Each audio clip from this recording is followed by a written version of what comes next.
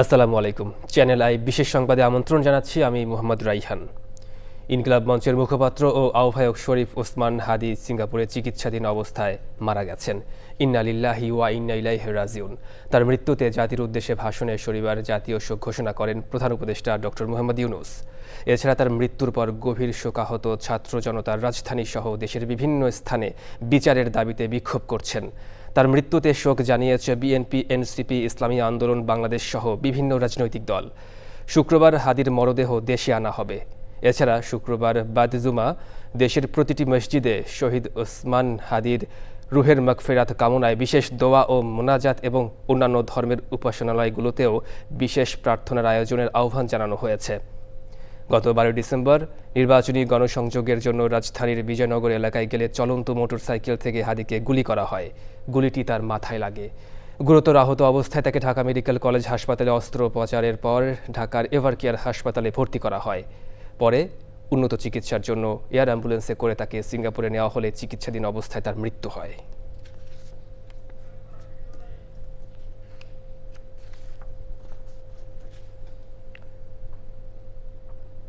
সিঙ্গাপুরে চিকিৎসাধীন ইনকিলাব মঞ্চের মুখপাত্র শরীফ ওসমান বিন হাদির মৃত্যুর পর হত্যাকারীদের বিচারের দাবিতে রাজধানীর শাহবাগে অবস্থান নিয়েছেন জুলাই মঞ্চের কর্মী সমর্থকরা। বিক্ষোভ করছেন ঢাকা বিশ্ববিদ্যালয়ের ছাত্রদল এবং শিক্ষার্থীরাও। দর্শক, এই মুহূর্তে শাহবাগে আছেন রিয়াজ ইসলাম। সরাসরি চলে যাচ্ছি তার কাছে। রিয়াজ, শাহবাগ ও আশেপাশের এলাকায় এখন কি অবস্থা দেখছেন, বিস্তারিত আমাদেরকে জানান।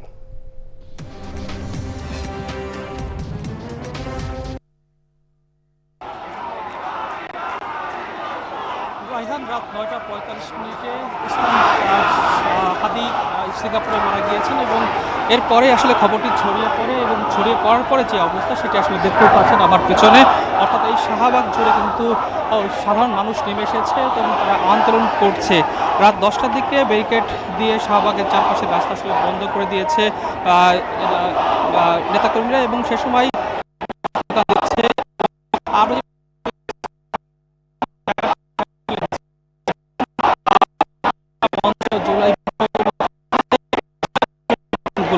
আমরা দেখতে পেয়েছি যে রাজধানীর বিভিন্ন জায়গায় ব্যারিকেড দিচ্ছেন এবং তারা অবরোধ করছেন। এই হাদির মৃত্যুতে তারা আসলে নানা স্লোগান দিচ্ছেন এবং তারাও পেয়েছিলাম যে এনসিপি সহ বেশ সেই সাথে সেই সাথে সাধারণ শিক্ষার্থী তারাও কিন্তু স্লোগান দিচ্ছেন এবং অগ্নিসংযোগ করছেন। সেই সাথে একটু বলি যে ঢাকা ইউনিভার্সিটিতে বিএনপি ছাত্র এবং কারণবাগ এলাকায় গিয়েছে সেখানে দুটি পত্রিকা অফিসে ভাঙচুর এবং আগুনের ঘটনা ঘটেছে। সেই সাথে রাজধানীর উত্তরা এবং যাত্রাবাড়ি, মিরপুর সহ বেশ কয়েকটি এলাকায় সড়ক অবরোধ করেছে এবং তারা সেটি আসলে বলছে আমাদের এখানে যে খুনিদের গ্রেপ্তার না হওয়া পর্যন্ত শাহবাগে তারা অবস্থান করবে এবং পুরো বাংলাদেশকে আসলে অচল করে দেওয়া হবে। আর খুনি যদি ভারতে পালিয়ে থাকে সেক্ষেত্রে ভারতের সাথে আলোচনা করে তাকে যে কোনো মূল্যে এই বাংলাদেশকে সাসপেন্ড করা হোক তারা আসলে বলছে এবং সাধারণ মানুষ কিন্তু আসলে খুবই ক্ষিপ্ত এই বিষয় নিয়ে এবং তারা যেটি বলছেন যে তারা যতক্ষণ না পর্যন্ত বিচার পাবেন, খুনিদের গ্রেপ্তার না করা হবে ততক্ষণ পর্যন্ত তারা এই শাহবাগ এলাকা ছেড়ে যাবেন না। তো এই মুহূর্তে দেখতে পাচ্ছেন যে শাহবাগের পুরো জায়গাটা জুড়ে এবং মানুষ হাদি হাদি বলে আসলে স্লোগান দিচ্ছে এবং হাদির যে বিষয়টি আসলে সবার আসলে হৃদয় ছুঁয়ে গিয়েছে যে তিনি গণসংযোগ করতে যে এমন একটি ঘটনা তার সাথে ঘটেছে এবং তিনি আমরা যতটুকু জানতে পেরেছি যে এখানে বিভিন্ন রাজনৈতিক দল নেতারাও আসবেন এবং সংহতি প্রকাশ করবেন। এছাড়াও দেশের বিভিন্ন প্রান্ত আসলে আমরা বিক্ষোভের খবর জানতে পেরেছি। সাধারণ মানুষের পাশাপাশি কিন্তু বিভিন্ন রাজনৈতিক দলের নেতারাও কিন্তু এখানে স্লোগান দিচ্ছেন আমরা দেখতে পেয়েছি। তো সব মিলে এখানকার অবস্থা কিন্তু মানুষ আন্দোলন করছে, অগ্নিসংযোগ করছে, বন্ধ রয়েছে। সাধারণ মানুষের যারা বলছেন যে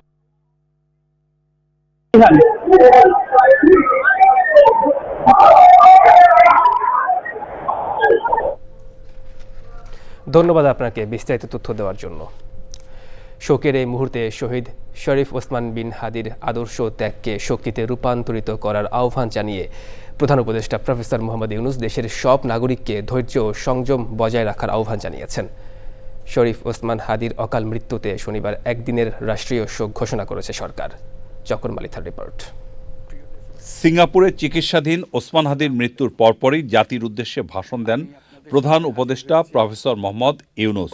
ফ্যাসিবাদ ও আধিপত্যবাদ বিরোধী সংগ্রামের এই অমর সৈনিককে মহান রাব্বুল আলামিন শহীদ হিসেবে কবুল করুন, এই দোয়া করি। আমরা সবাই মিলে এই দোয়া করি। শরীফ ওসমান হাদির এই অকাল মৃত্যুতে আমি গভীর শোক ও দুঃখ প্রকাশ করছি। তার প্রয়াণ দেশের রাজনৈতিক ও গণতান্ত্রিক পরিসরে এক অপূরণীয় ক্ষতি। আমি তার রুহের মাগফিরাত কামনা করছি এবং শোক সন্তপ্ত স্ত্রী, পরিবারের সদস্যবৃন্দ, স্বজন ও সহকর্মীদের প্রতি গভীর সমবেদনা জানাচ্ছি। শহীদ ওসমান হাদির স্ত্রী ও একমাত্র সন্তানের দায়িত্ব সরকার গ্রহণ করবে। এ উপলক্ষে রাষ্ট্রের বিভিন্ন কর্মসূচি ঘোষণা করেন প্রধান উপদেষ্টা। শহীদ শরীফ ওসমান হাদির অকাল মৃত্যুতে আগামী শনিবার একদিনের রাষ্ট্রীয় শোক ঘোষণা করছি।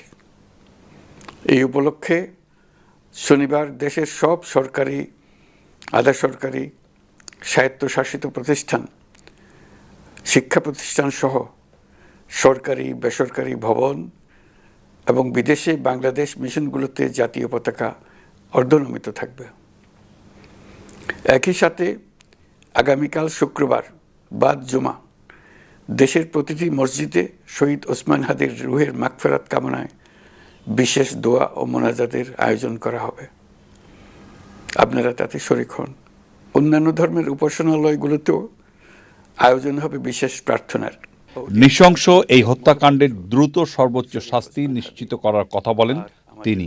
এই নৃশংস হত্যাকাণ্ডের সঙ্গে জড়িত সকল অপরাধীকে দ্রুত আইনের আওতায় আনা হবে এবং তাদের বিরুদ্ধে সর্বোচ্চ শাস্তি নিশ্চিত করা হবে। এই বিষয়ে কোনো ধরনের শৈথিল্য দেখানো হবে না। আমি দেশের সকল নাগরিকের প্রতি আন্তরিক আহ্বান জানাচ্ছি, আপনারা ধৈর্য ও সংযম বজায় রাখুন। আইনশৃঙ্খলা রক্ষাকারী বাহিনী ও সংশ্লিষ্ট সংস্থাগুলোকে পেশাদারিত্বের সঙ্গে তদন্ত কার্যক্রম পরিচালনা করে সুযোগ দিন। রাষ্ট্র আইনের শাসন প্রতিষ্ঠায় সম্পূর্ণরূপে প্রতিশ্রুতিবদ্ধ। নির্বাচন ও গণতন্ত্রের শত্রুদের পরাজিত করার আহ্বান প্রধান উপদেষ্টার। অত্যন্ত দুঃখের বিষয়, তার এই মহতী ইচ্ছা অপূর্ণ রয়ে গেল। তার স্বপ্ন বাস্তবায়নের দায় আজ সমগ্র জাতির কাঁধে ন্যস্ত। আগামী দিনগুলোতে আমাদের সবাইকে ধৈর্য, সংযম, সাহস ও দূরদর্শিতার সঙ্গে এগিয়ে যেতে হবে, যাতে নির্বাচন ও গণতন্ত্রের শত্রু ফ্যাসিস্ট সন্ত্রাসী অপশক্তিকে চূড়ান্তভাবে পরাজিত করা যায়। যারা দেশকে অস্থিতিশীল করতে চান তাদের ফাঁদে পা না দিয়ে আসুন আমরা সবাই ঐক্যবদ্ধভাবে গণতন্ত্র, ন্যায় বিচার ও গণমানুষের অধিকার প্রতিষ্ঠার পথে অবিচল পদক্ষেপে এগিয়ে যাই। এটাই হবে শহীদ হাদির প্রতি আমাদের প্রকৃত শ্রদ্ধা। নতুন বাংলাদেশ বিনির্মাণে সবাইকে ঐক্যবদ্ধ থাকার আহ্বান জানান প্রধান উপদেষ্টা। চকর মালিথা, চ্যানেল আই, ঢাকা। দর্শক, এই ছিল বিশেষ সংবাদ। এতক্ষণ সঙ্গে থাকার জন্য ধন্যবাদ সবাইকে।